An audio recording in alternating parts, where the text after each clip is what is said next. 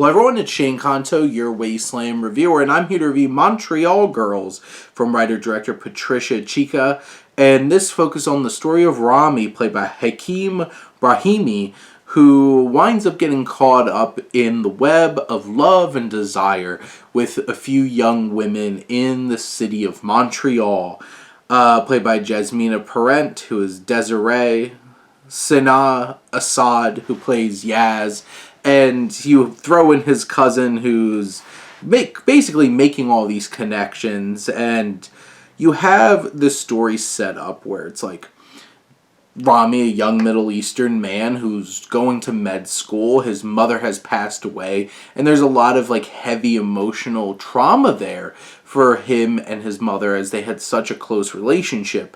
But he really wants to be a poet. And he gets onto this punk rock scene with his cousin, and he meets Desiree and Yaz, and these dynamics start to grow, and he becomes attached, especially to Yaz, in a challenging and complicated way.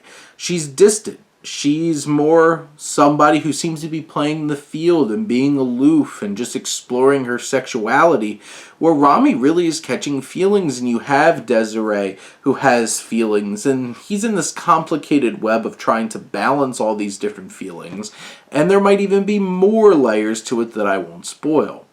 But this film deals with these complicated dynamics, I think, in a mature way. I do think that, and it's a beautifully shot film, it's a nice little film that Chica does such a good job in portraying and bringing to life. Now, I do feel like some of the writing, some of the dialogue is a little stilted and a little stiff and a little on the nose, and there's some moments that feel awkward, and some maybe the acting performance by Brahimi is a little forced.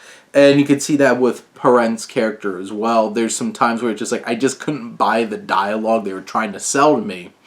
And there's also definitely a stretch in this film where Rami becomes such a frustrating character, and the movie almost lost me because it gets to such an annoying level. I don't know what it's about with Rami characters and media. That show, Rami frustrates the hell out of me every single episode. But this film, I think, has some interesting perspectives on relationships and dynamics and how to navigate the interest of multiple people who you might have these connections with. And I think this film, by the end, really does pull you back into it and deliver a meaningful and poignant story of not only, like, how to deal with grief and loss, how to really understand your place and try to find your passions instead of just, settling for something you don't want to do. And also love. And love's complicated, and this film definitely captures that.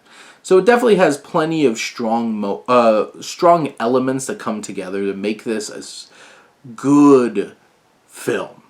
And this romantic comedy has a lot of elements to it. It's very mature. It does have some pretty sexual elements to it in terms of these interactions between these characters, and maybe a character thinking about some of the other characters by himself. But just to warn you, it goes to some places. But in the end, I think this is definitely worth a watch.